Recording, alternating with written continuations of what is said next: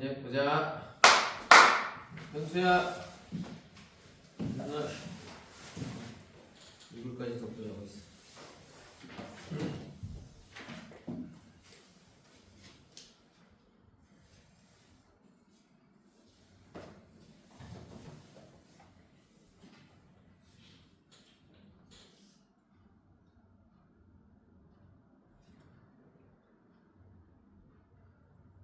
그럼 이제 거기 이제 수능완성 5회 볼게요. 이제 수능완성 5회에서 이제 조금 더 이제 봐야 될 것들이 여기 이제 독서에서도 조금 이제 살펴봐야 될 게 뭐냐면 이제 그 포인트만 얘기해 줄게. 이제 거기 독서 4번에서 7번 지문 한번 보세요. 4번에서 7번 보면 일단은 이제 이 화제가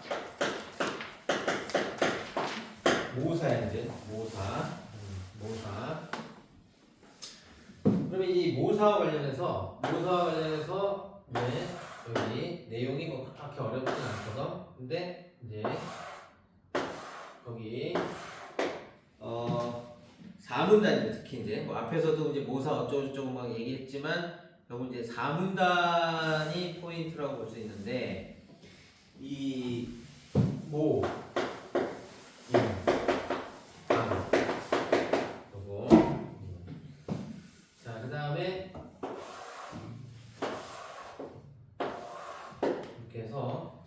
방지, 그 다음에 목적, 그 다음에 특징, 이렇게 이제 표를 만들어서 요거를 이제 각각의 내용을 비교할 수 있는 요거. 그래서 여기 이제 사문단에 뭐 기억, 모, 니은, 임, 디귿, 방 이렇게 이제 세 가지 나오잖아요. 이제 모, 임, 방 해가지고 이거. 예를 들자면 이제 요게 이제 뭐 투사다. 그 다음에 자 이거는 옆에 두고 보면서 옮겨 그린다. 그리고 그 다음에 무엇보다 이제 관찰. 방 같은 경우는 관찰해서 이렇게 하면서. 중요한 게 이제 여기서 재구성 이런 게 좀 다른 것과 다른 특징이거든요. 그래서 요 각각 모임 방의 각각의 특징, 그 다음에 목적, 이제 목적 같은 경우는 이게 원본 대신 원본을 대신하는 거다. 이거. 근데 이제 임 같은 경우는 학습의 효과를 올리는데 이 방 같은 경우는 학습의 효과를 더더욱 크게 올릴 수 있는 학습의 효과 측면에 목적이 더 크다라는 거, 이런 것들 알겠죠? 이런 거. 그래서 요 이제 특징과 관련해서도 이제 읽어보면 대략 여러분들 이제 정리해서 채울 수 있을 거야. 이제 지금 읽어보면. 그래서 요 세 개를 좀 구별할 수 있는지 이거 비교하는 거. 이런 것들도 충분히 나올 수 있어요. 얘가 가능한 이제 부분이기 때문에 요 지문도 한번 잘 이제 차근차근 읽어보면서. 그래서 여러분들 이제 오늘 오후에 이제 수학까지 수업이 있다면 뭐 하겠지만 그 이후부터 이제 엊그제도 계속 얘기했지만 오늘 이제 점심 먹고 이후에, 그러니까 오늘 저녁, 토요일, 일요일, 뭐 이틀 반 정도의 시간이 있잖아요. 이제 이 이틀 반 정도에 여러분들은 이제 반드시 지금까지 쭉 공부했던 뭐 기출 다시 한번 이제 공부했던 거 복습하고 EBS 이제 지금 쭉 이제 훑어보지만 그거를 다시 한번 좀 더 심도 있게, 그러니까 이제 딱 이렇게 이제 중요한 거 위주로 얘기했기 때문에 세부적으로는 여러분들이 더 읽어보고 정확하게 이제 이해할 수 있도록 해야 된답니다. 그래서 이제 진짜 뭐 우리가 내신 시험 공부할 때 이제 뭐 3일 전에 벼락치기 막 하듯이 3일 딱 남은 거잖아요. 이제 3일 동안 벼락치기 하는 거예요. 이제. 그래서 지금까지 공부한 이제 수업 듣고 이런 걸 토대로 벼락치기 해서 이제 다음 주 월화 시험에 잘 대비를 하셔야 되겠습니다. 알겠죠? 그래서 이 학습 목적과, 그래서 이제 여러분들이 요거는 이제 거기 그 객관식 문제로는 요 비교한 게 이제 거기 6번 문제야.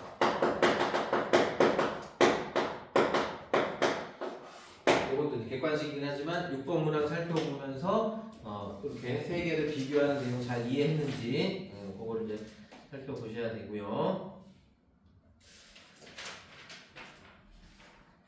자, 그 다음에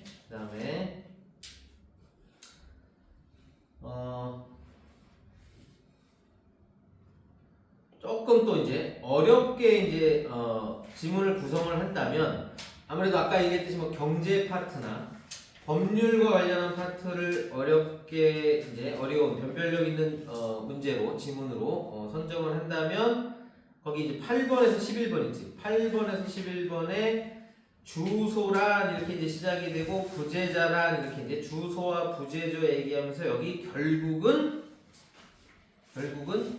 실종선고라는 화제로 여기 지문이 나옵니다. 실종선고. 그래서 거기 이제 이 문단에 보면 보통실종, 특별실종 이렇게 이제 두 개 차이를 이제 얘기해주고 있어요. 그래서 보통실종과 특별실종 요거 이제 개념도 이제 알아야 되고 그 다음에 이제 3문단의 기억 실종선고는 뭐 이렇게 이제 시작이 이제 되고 있잖아. 그래서 요거에 대한 내용 과정 이런 것들 그래서 이제 쭉 한번 읽어보는 게 좋을 것 같아요. 이거 지금 알겠지? 이거 지금 자 그 다음에 이런 것들이 또 이제 어떤 식으로 이제 비교해서 이제 낼 수 있냐면 거기 다음 페이지 이제 6문단에 가보면요. 6문단에 가보면 이게 사실 굉장히 이제 내용이 적은 게 아니거든. 예를 들어서 6문단에 보면 실종선고 확정 후부터 그 취소가 확정되기 전에 상속인과 제3자가 쌍방이 선의인 상태에서 선의가 뭐라는 건 앞에 지문에서 이제 이해했어야 되는 거야. 선의가 뭐라는 건. 자 그래서 그 바로 그 위에 나와 5문단에 그래서 상속받은 부동산의 매매 계약을 체결하고 적법하게 이행한 경우 부동산의 소유권은 상속인에서 제3자로 이전된다. 마찬가지로 그 기간 내에 배우자가 다른 사람과 재혼한 경우 쌍방이 선의이면 그 재혼은 취소할 수 없는 유효한 혼인이고 앞선 혼인 관계는 부활하지 않는다. 뭐 이렇게 이제 좀 비교하는 내용 있잖아요. 요것도 꼭 한번 읽어보세요. 요거는 좀 어려운 측면으로 학교에서 이제 내려고 한다면 요런 지문도 충분히 이제 낼 수 있는 거야. 그래서 이제 요것도 살펴보시고 자, 그 다음에 이제 과학 지문 있잖아요. 그 다음에 이제 과학 지문, 그래서 이 과학 지문도 충분히 여기 가와 나로 이제 이루어져 있는데 특히 이제 가 쪽에 있는 기본적인 이 내용 있지 여기 보면 가에 보면 뭐 도서, 조리 이거 결국은 이게 약간 좀 파동과도 이제 비슷한지 뭐 그런 얘기거든. 그래서 뭐 기조력 요거 있죠, 뭐 요런 정도 의미, 요런 정도의 의미라도 잘 챙겨 보시길 바랍니다. 그리고 조석, 조의, 기조력 뭐 이런 것들 요런 거 잘 이제 이해할 필요가 있을 것 같아요. 이런 정도. 자, 그래서 이제 독서에서는 이제 그런 정도고요. 자, 그 다음에 이제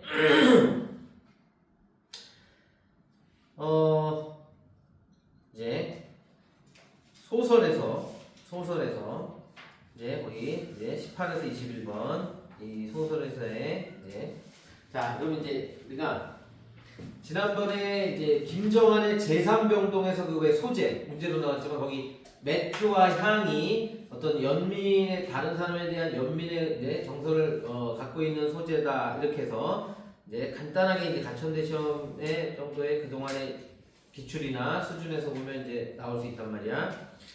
그러면 역시 소설도 이제 굉장히 유명한 소설들이 이제 충분히 이제 출제될 가능성이 더 높은데 지난번에 이제 기출 보니까 최인호의 타인의 방에서 스위치 뭐 이런 문제 있었잖아.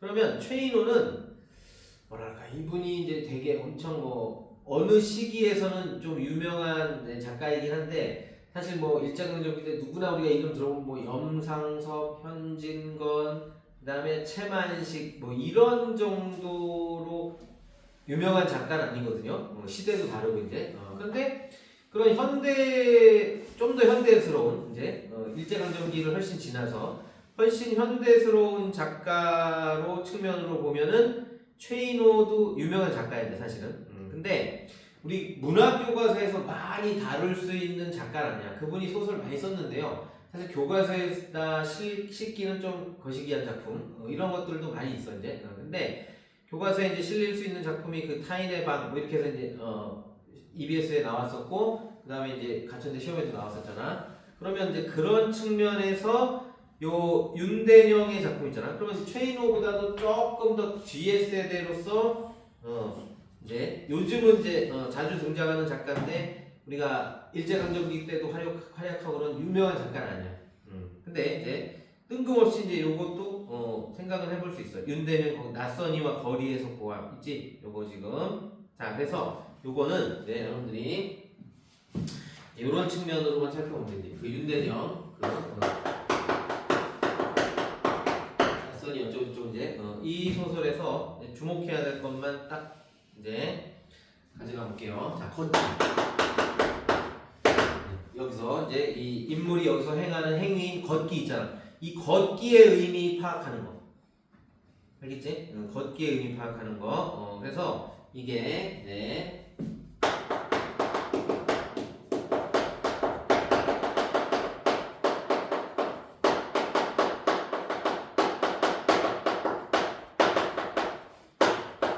일상에서 벗어날 수 있는 탈출구 이런 의미.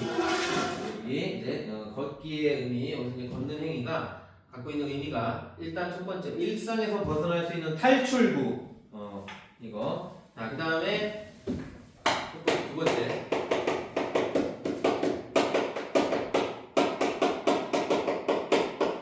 자아 성찰의 계기. 이 걸으면서 이제 자기를 성찰하게 되는 거냐? 자아 성찰의 계기가 되고요. 자, 그 다음에 세 번째 정체성 혼란을 겪거든 이 인물이 정체성 혼란에서 자, 벗어나기 위한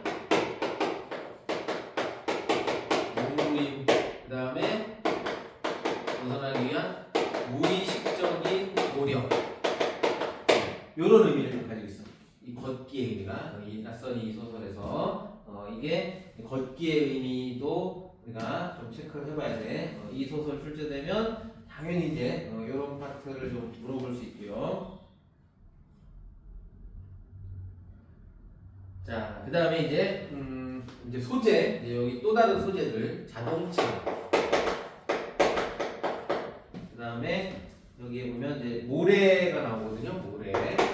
그 다음에 파란 이끼나 생선 비늘.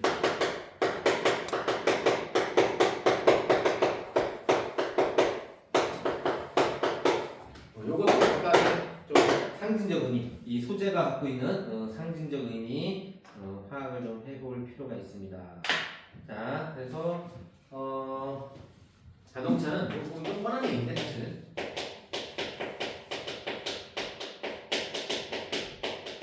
기술 문명의 결정체 자본주의의 상호다. 그러니까 우리가 어찌 보면 자동차와 걷기는 서로 좀 상대되는 거잖아.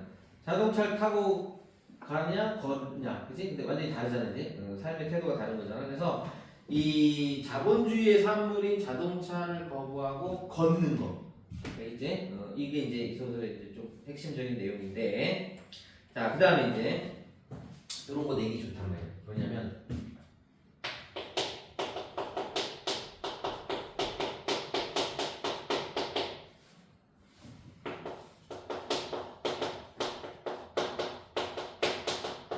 특히 모래 이런 거. 일상에서 느끼는 현실의 무게를 상징하는 소재를 뭐 이제 본문 주고 찾아 써라 이거. 알겠지? 이거 가천대 시험 딱 그 유형이잖아. 간략하게 소재 찾는 거. 알겠지? 그래서 일상에서 느끼는 현실의 무게를 상징하는 소재를 찾아라. 바로 이제 모래. 알겠지? 이런 것들. 그리고 이거 이제 조금 다른 의미로 보면 틀에 박힌 삶의 답답함. 비슷한 얘기인데.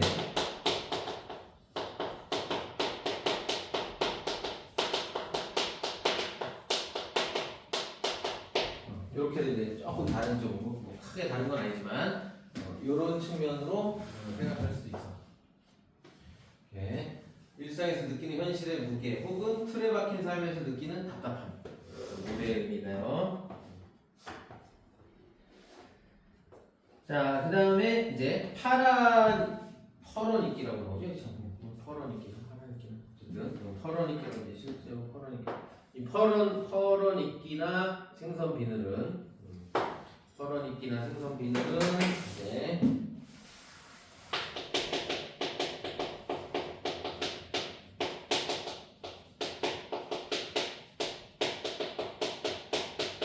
정체성의 혼란을 겪는 인물의 의무하다, 어둡고 우울하다 이런 뜻이야. 이제 의무란 내면심 이런 것도 이제 혼란 될수 있지, 그지? 자, 정체성 혼란으로 인한 인물의 의무란 내면 심리를 나타내는 소재 두 개를 쓰시오. 만약에 찾아보면 퍼런이끼와 생선비늘, 알겠지? 이런 것들도 좀 체크를 해볼 필요가 있습니다. 알겠지? 이거. 그래서 이제 이게 실제로 거기 뭐 실제 문제 이제 객관식 문제로 나와요. 20번이나 21번, 그지? 20번 보면 거기 모래, 그지? 그래서 트럭, 그지? 트럭. 근데 이제 이 트럭이 뭘 실은 트럭이야? 모래를 가득 실은 트럭이잖아 이제. 그러니까 사실 뭐 트럭의 의미보다는 모래의 의미가 더 중요한 거지. 모래. 현실의 무게에 짓눌리고 있다 이런 의미야. 그래서 이 트럭이 중요한 게 여기서는 이제 밑줄 친 트럭 이렇게 되지만 이게 이제 모래를 실은 트럭이기 때문에 여기서 모래의 의미. 이제 모래의 의미가 굉장히 이제 중요하게 다가오는 거다. 알겠지? 거기. 이렇게 이제 이해를 좀 해야 되는 거야. 자, 그다음 이제 그다음에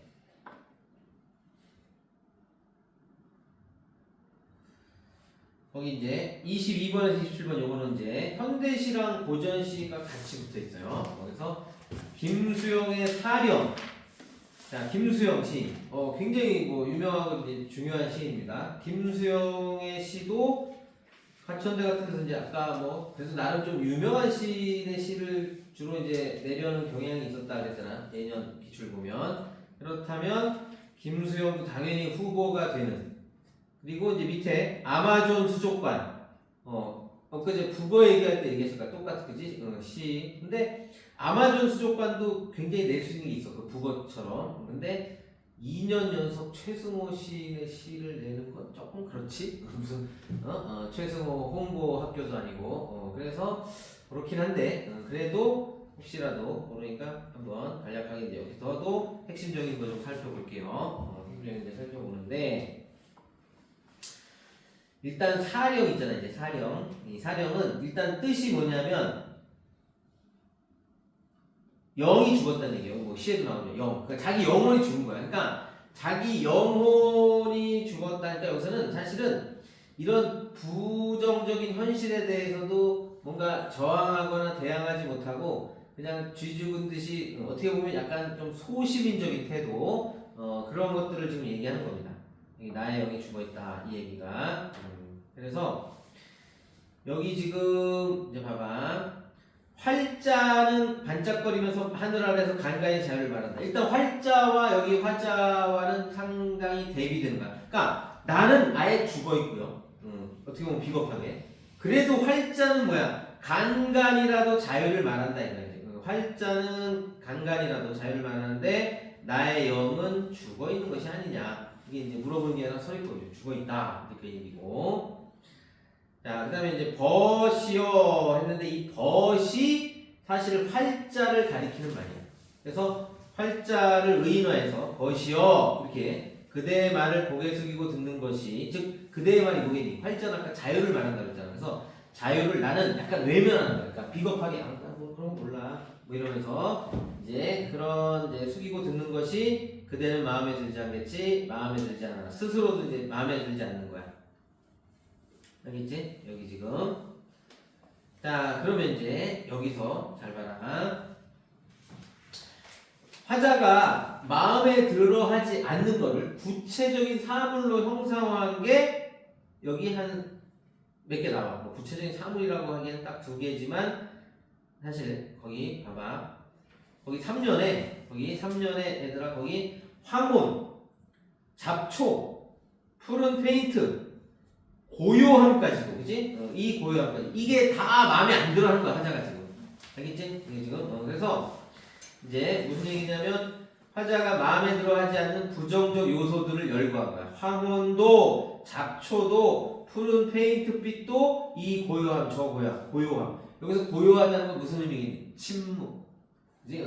불의를 보고도 저항하지 못하고 침묵하는 거. 알겠지? 길 가다가 어떤 약한 자가 이제 우리 봉변을 당하고 있는데 거기 뭐 깡패들한테. 알겠지? 근데 그거를 사실 대항하는 게 쉽지 않죠, 그지? 괜히 잘못 껴들었다 나까지 뚫려 맞으면 어떡하나 막 이제 이런 생각 할 거잖아. 근데 원래는 뭐야? 좀 저항해주고, 그지? 뭐 이렇게 하든지 뭐 신고라도 해든지 여러 방법은 있겠지만, 근데 이 화자는 그런 상황에서 그걸 못하고 조용히 침묵. 엄마가 저한테 끼지 말라고 했어. 근데 이러면서 이제 조용히 모른 채 하고 가는 거, 그게 비겁한 거다 이게. 이런 식으로. 그래서 자 그런 것들.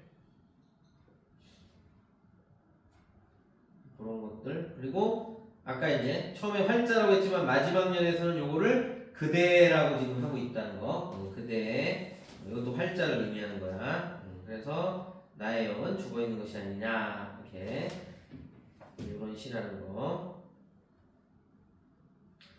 자, 그 다음에 이제 이 최승호의 아마존 수족관은요 그냥 상징적인 것만 이제 잘 체크하면 될 것 같아요. 여기서 이제 열되어 있죠. 요거 현대인. 그렇지? 그리고 열대요. 자, 그리고 이게 이제 아마존 수족관. 아마존이라는 이름은 붙어 있지만 아마존 수족관 있잖아. 이거. 현대 도시사회. 이제 그지? 이 아마존 수족관은 이 수족관은 현대 도시사회 이런 의미. 자, 그 다음에 이제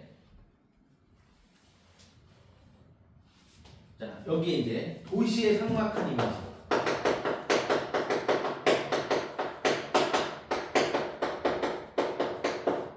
도시의 삭막한 이미지를 감각적으로 드러낸 이제 소재들 표현들이 있는데 하나는 시각적으로 하나는 후각적으로. 그럼 각각 찾아라. 그러면 도시의 삭막한 이미지를 시각적으로 표현한 거 여기 보겠어. 도시의 삭막한 이미지를 시각적으로 표현한 거. 거기 연기. 장어구이집 창문에 연기가 나. 연기. 알겠지?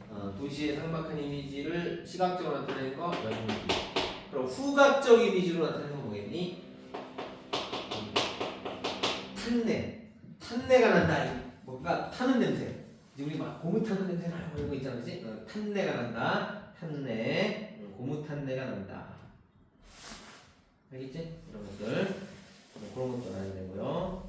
자, 그 다음에 이제 하나 이제 실제로 이게 수능 관련해서도 주의해야 될 건데 여기서 이제 종이꽃의 의미. 종이꽃. 종이꽃은 여기서 긍정적인 소재일까 부정적 소재일까? 부정적 소재입니다. 왜냐면 색색의 종이꽃. 얘는 생명력이 없는 존재야. 이거.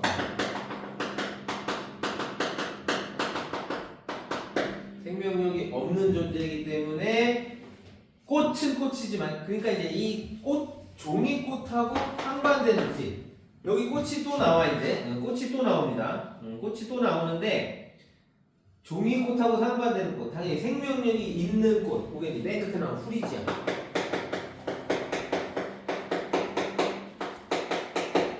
프리지아 꽃하고 이제 상관되는 거지. 이게 프리지아. 그래서 노란 달이 아마존 강물 속에. 그러면 아까 아마존 수족관. 이 아마존 수족관하고 또 상관되는 거. 이건 아마존 강물. 이건 실제로 우리 좀 남미 쪽에 브라질이 아마존강, 아마존 강물, 아마존 수족관은 우리 삭막한 도시, 현대 도시 사회를 의미하고 이 아마존 강물은 다른 거지. 이거는 자연을 의미하고 당연히 이 프리지아 꽃은 생명력이 있는 존재고. 알겠지? 자, 그다음에 이제 하나 더. 얘가 이제 정말 나오면 낼 게 많아요. 근데 이제 최승호 작년에 나왔기 때문에 이제 그런 건데 나오면 낼 게 많아. 자, 이거 말로 해볼게. 자, 현대 도시 사회에서 그지? 이 현대인들이 느끼는 어떤 답답함이나 이런 것을 역설적 표현으로 드러낸 시행을 찾아시오. 이렇게 이제 얘기할 수 있어. 그럼 현대인들이 느끼는 답답함, 역설적 시행으로, 역설적 표현으로 나타낸 시행 어디겠니? 거기 디귿 위에 줄.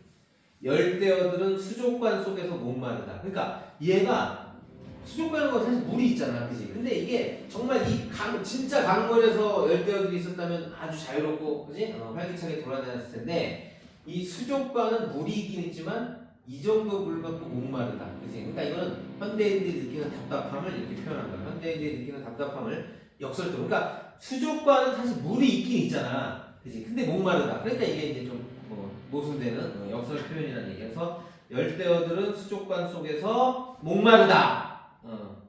현대인의 답답함을 역설적 표현으로 얘기한 거. 알겠지? 자, 그다음에 이제 하나만 더. 그러면 이제 여기서 어떤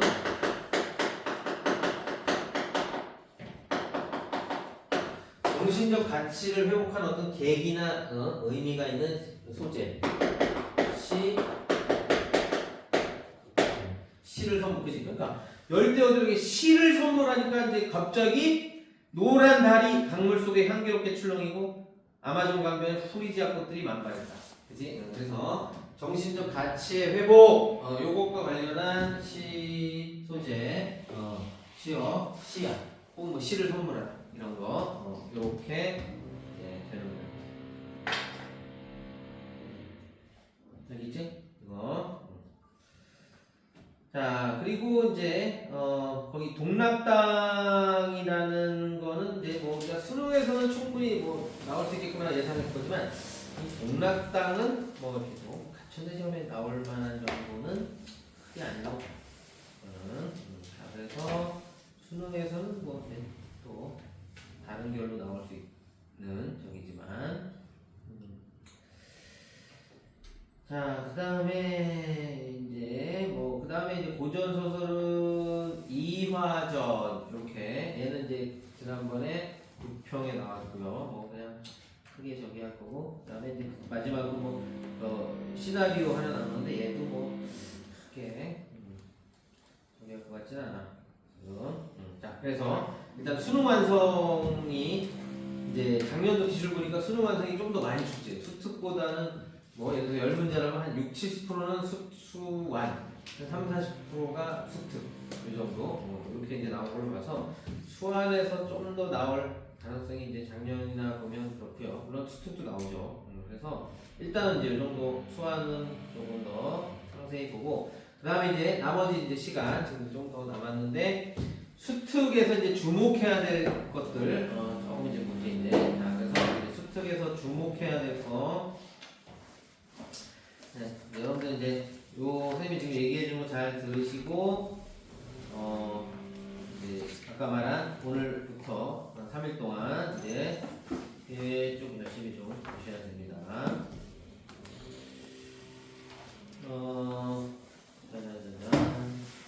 일단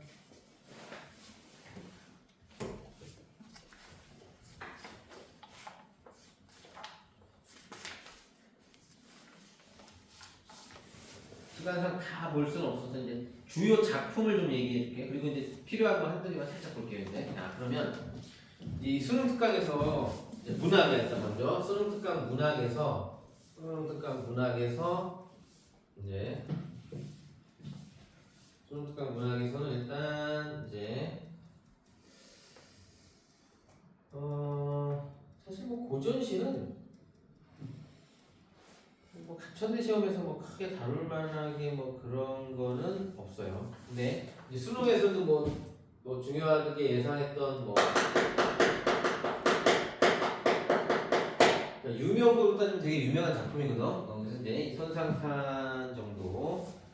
우리 수능에서는 뭐 출세곡이나 북천가 뭐 이런 애들도 이제 가능성이 있다 얘기는 했지만 그런 애들은 여기서 나오기는 조금 뭐 결이 좀 다른 것 같고. 자, 그다음에 현대시에서 해. 아까 박두진의 해. 그다음에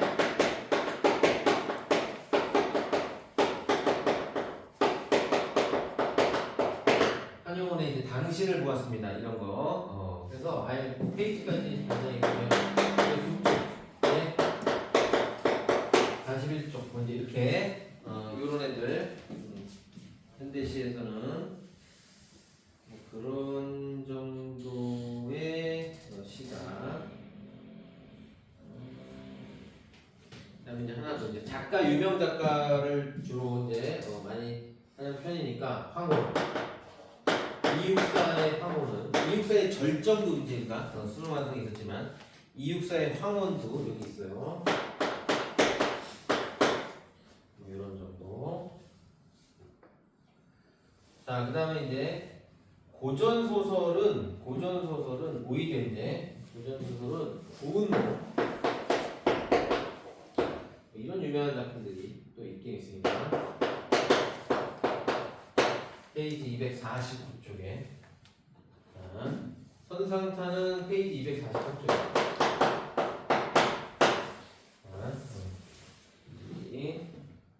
이런 것들 이제 고전 소설에서는 뭐 이제 다른 것들보다는 뭐 구운몽 정도, 그다음에 호질, 네, 이런.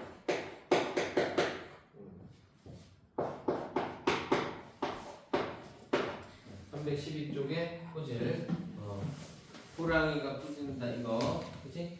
근데 이제 이거는 그때 기출로도 있었어 이제. 그래서 최근 기출은 아니었지만 몇 년 됐기 때문에 또 굳이 바로 작년에 나온 게 작년에 호질 나왔는데 올해 또 호질이다 그건 아니겠지. 근데 몇 년 전에 이제 호질이 출제가 됐었어요. 지난번에 봤잖아 이제. 그래서 근데 혹시 이 정도는 워낙 유명한 거니까 또 한번 뭐 다룰 수도 있어요. 그래서 이제 호질 이런 애들 좀 보시고. 그다음에 이제 현대 소설에서는 중요한 이상의 날개 배고 싶고. 그다음에 서만식의 태평천하.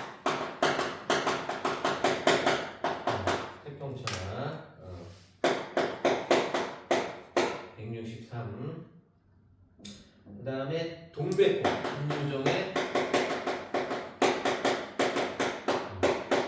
동백꽃 요거 283쪽. 그 다음에 289쪽에 매미꽃 필 무렵. 그 다음에 3대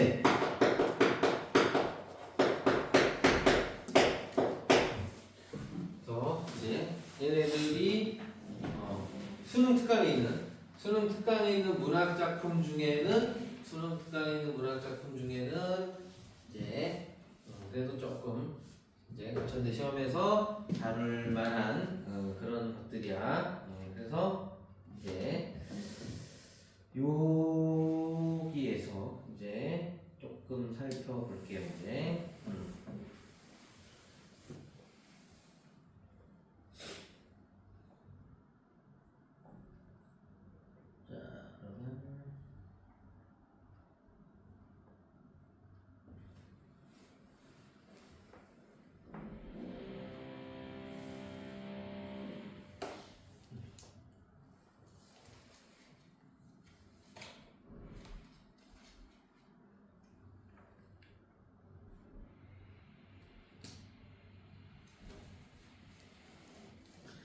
자, 일단은 봐봐 얘들아. 그러면 이제 수능 특강 41쪽에 당신을 보았습니다 볼게요.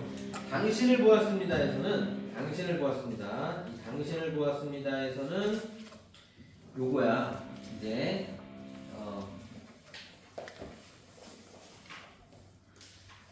뭐가 이제 여기서 또 이제 간단하게 이렇게 가천대에서 낼 만한 거냐면, 자,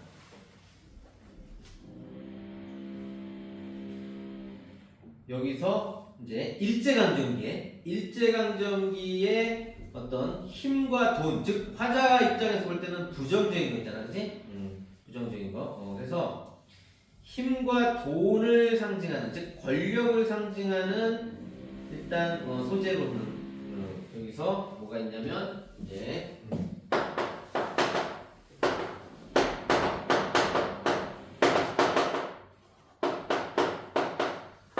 칼과 황금이라고 해요. 칼과 황금. 그래서 칼과 황금을 제사 지내는 연기 이랬는데, 그러면 여기서 이제 뭘 또 우리가 체크해야 되냐면 윤리 도덕 법률. 알겠지? 윤리 도덕 법률 사실 다 필요하고 좋은 거야. 이제 우리가 다 있어야 되는 거잖아. 윤리 도덕 법률. 근데 일제강점기 때 윤리랑 일제 때의 도덕이랑 일제 때의 법률은 결국은 누구를 위해서? 힘이 있는 칼을 가진 일제나 돈을 가지고 있는 일제나 친일파들, 그들을 위한 도구에 지나지 않았다는 얘기야. 윤리 도덕 법률이. 그래서 칼과 황금을 제사 지내는, 여기서 제사 지낸다는, 우리가 조상을 모시고 뭐 신에게 제사 지내고, 그렇지? 그러니까 칼과 황금을 숭배하는, 알겠지? 자, 그럼 봐봐. 이게 칼과 황금을 특히 돈을 숭배하는 걸 우리가 배금주의라고 해요.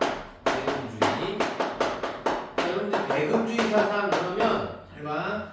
배금주의 그러면 상당히 많은 애들이, 야, 배금주의가 즉 돈을 좋아한다는 얘기니 안 좋아한다는 얘기니, 그러면 안 좋아한다는 의미로 답하는 애들이 더 많아요. 왜? 돈을 배척한다. 이렇게 이제 그 배자를 돈을 배척한다. 이런 생각에 배금주의? 돈을 좀 멀리하는 거 아닌가요? 이렇게 이제. 근데 뭐 그렇게 생각할 수 있지. 그러나 그건 반대야. 잘못 생각하는 거야. 배금주의란 말은 뭐예요? 돈을 숭배한다는 거예요. 숭배. 그러니까 돈을 떠받들고 그러지. 그러니까 이거 돈의 노예가 된다는 얘기야. 배금주의라는 얘기야. 알겠지? 모든 게 다 돈이다. 이런 얘기야. 그래서 이 당시에 이런 배금주의나 일제강점기의 권력에 위에서 존재하는 거라고, 그런 의미야. 윤리 도덕 법률. 알겠지? 그래서 그거의 의미.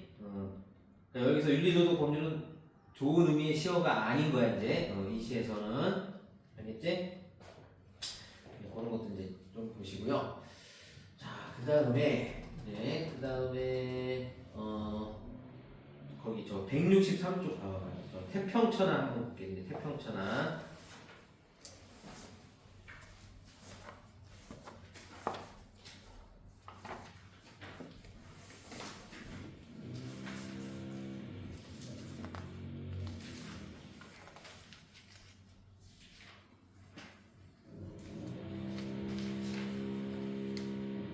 자, 태평천하에서는 이제 거기 어디냐면 164쪽에 거기 묶은 비 있어. 비.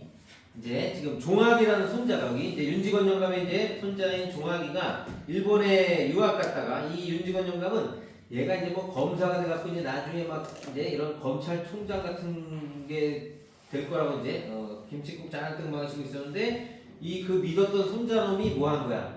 일본 가서 사회주의 운동하다 경찰에 잡힌 거야. 이제 그 소식을 듣고 지금 거품을 울고 이제 거의 쓰러지기 일보 직전이잖아요. 이제 그런 상황인데, 거기 밑줄 묶은 B 밑에 보면 진나라를 망할 자 호라는 예언을 듣고서, 그래서 이제 이게 진나라를 망할 자 호, 이게요. 이게 지금 거기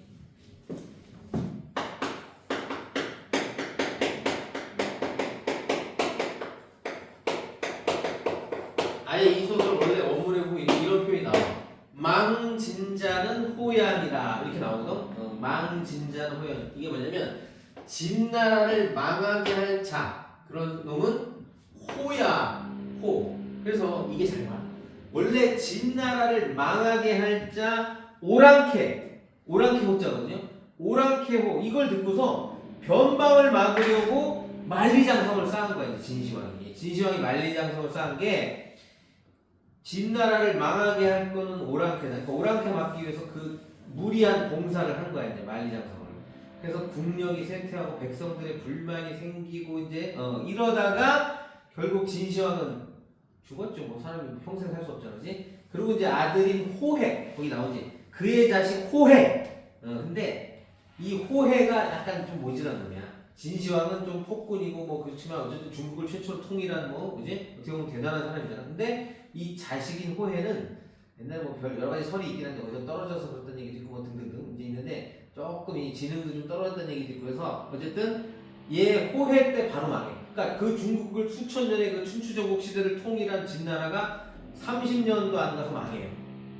그 진시황 죽자마자 그 아들이 이제 임금이 됐을 거 아니야? 호해가. 그래서 진나라를 망하게 한 건 호야라는 이 어떤 전설 같은 말이 이 호자가 사실은 오랑캐 호자가 아니라 뭐야?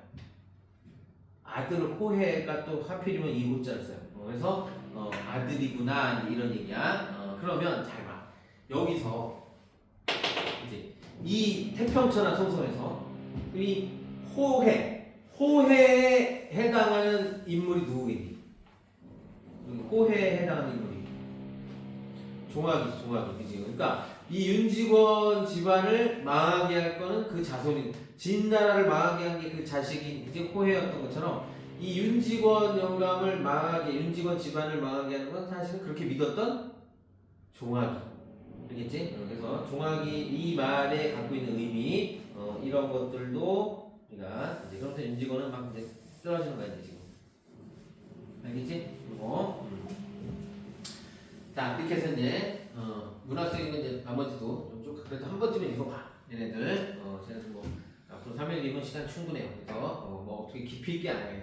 한 번이라도 그동안 그리고 여러분들이 어디서 공부한 게 있으면 거기 뭐 필기된 것도 있다면 다시 한번 쭉 보고서 그래서 이런 애들 좀 살펴보세요. 수능 특강에서는 문학에서 나온다면 뭐 이 정도 아닐까. 이제 수능 특강에서 나온다면 이런 정도 안에서 나오지 않을까 싶고, 그 다음에 이제 독서는 진짜 뭐가 나올지 뭐 알 수 없지. 근데 독서는 이제 봐봐.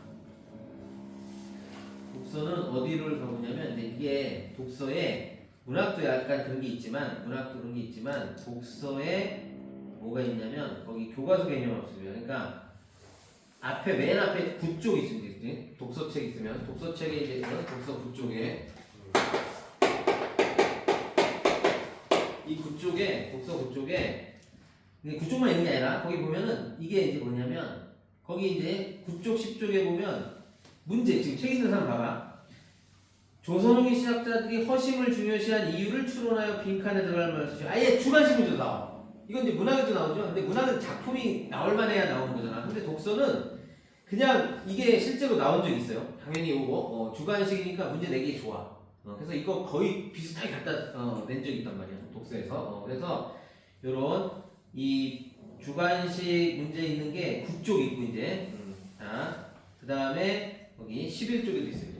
9쪽 11쪽 이제 거기도 보면은 글 나오면서 학생들 대화하지만 거기 윗글 AD와 같이 평가할 때 각각의 판단 기준을 기억에서 찾아 쓰시오. 그러면 기억이 독서 목적, 신뢰성, 공정성, 내용 전개 방식 이렇게 돼 있는데 거기 A가 뭐에 해당되고 B가 뭐에 해당되고 C가 뭐에 해당되고 뭐 간단하게 찾는 거거든. 가천대 형식의 딱이야 이거.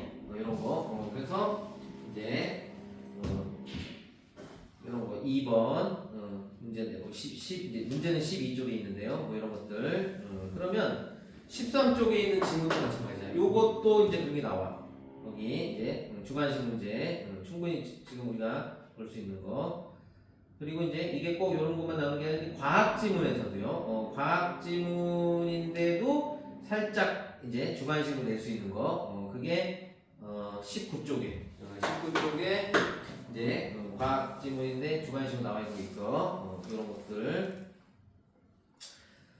그래서 이제 그런 것들이 이제 보고, 그 다음에 조금 이거는 이제 21쪽에 있는 것도 살짝 어려운 문제를 낸다면 가능성 있는 그런 것들이고요. 자, 그 다음에 이런 게 조금 넘어가서 그 뒤에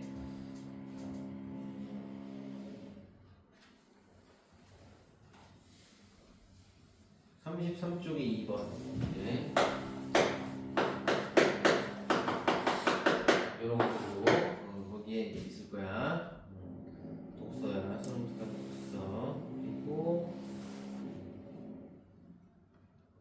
36쪽. 36쪽에도 이제 거기 지문 나오고,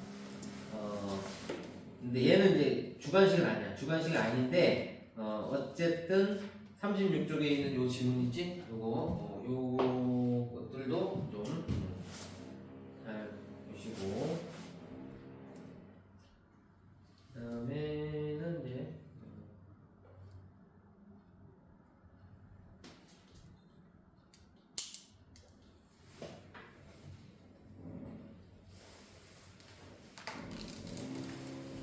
그 다음에 이제 뒤에 하나 더 있는데, 그 SF 다른 코수비 나오는 거 이제 여기 있거든요. 근데 그게 이제 그 구평에 나왔었어. 그러니까 구평에 딱 여기서 이제 한번 구평도 이제 나온 게 있거든. 그래서 이제 요런 정도. 그리고 뭐 솔직히 거기 이제 그 뒤에 이제 적용학습해서 뭐 인문 뭐 나오고 사회 뭐 나오고 이제 과학 나오냐 뭐 거기서도 나올 수 있어. 근데 이제 뭐 그렇게 따지면 뭐 이거 다 봐야 되는데 사실 뭐 보면 좋지. 그러나 뭐 솔직히 현실적으로 지금 이제 여러분들 이미 이제 수능을 위해서 이제 봤다면 이제 뭔가 공부하고 그리고 독서는 뭐 사실 뭐가 나오는 거다, 그지? 문학은 예를 들어서 아까 어제 말한 것처럼 뭐 역설적인 표현으로 뭐 찾아라서 뭐 겨울은 강철로 된 무지개다. 이거는 사실 그지? 내가 사전에 미리 알고 있지 않으면 뭐 사실 알기 어려운 거잖아 이제. 근데 독서는 사실 뭐가 나오는 게 뭐가 중요해. 그냥 읽고 풀면 되는 사실 원래는 뭐 문학도 그렇긴 하지만 독서는 어차피 그지? 그냥 지문 읽고 내용 이해하는 거잖아 이제. 그지? 그래서 독서는 문학보다는 상대적으로 뭐 미리 안다기보다는 시험 볼 때 좀 더 집중해서 그지? 그래서 차근차근 읽고 잘 찾아내는 게 중요합니다. 독서는 그지?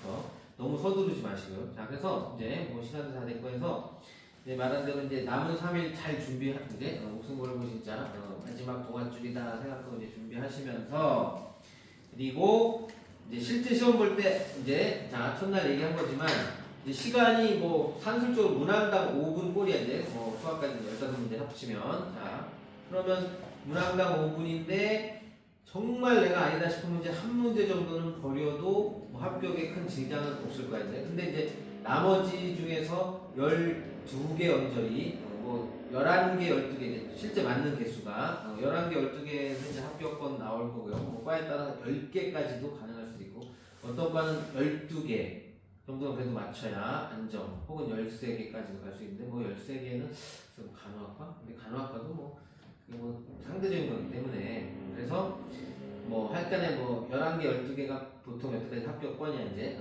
그렇다면 사실 하나 정도는 버려도 뭐 그죠? 가능은 한 얘기인데 그렇다고 무턱대고 처음부터 버리려고 하지 마시고요. 최대한 하는 거야. 그런데 분명히 어떤 문제는 진짜 1, 2분도 안 걸려서 답이 나오는 문제 있을 거고 어떤 거는 그렇다면 7, 8분 풀어도 아리까리한 게 있을 거란 말이야 이제. 근데 두 문제가 하나는 1, 2분 하나는 7, 8분 그럼 딱 맞잖아. 두 개 합쳐 10분 그지? 그러니까 충분히 그래도 된다는 얘기야. 그러니까 어떤 문제에서는 진짜 막 2, 3분씩 세이브가 될 거야. 그거 잘 모으면 어떤 한 문제나 세트는 뭐 10분 이상 풀어도 된다는 얘기지. 그러니까 그걸 잘 감안해 가면서 너무 조급하게 풀지 말라는 얘기야. 조급하면 실수가 나와요. 이거 보면 문제 봐서 알지만 그렇게 어려운 거 많지 않잖아. 그지? 거의 없어.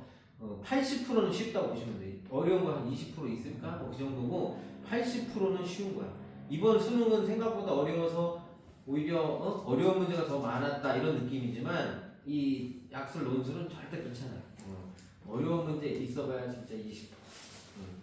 체감상 혹시 뭐 좀 더 이제 이것도 시험이니까 한 30%로 느낄 수 있을지 모르겠어. 근데 그래도 70%는 쉬운 거야. 그러니까 그냥 천천히 읽으면 다 나오는 거야. 그러니까 조급해 하지 말라고.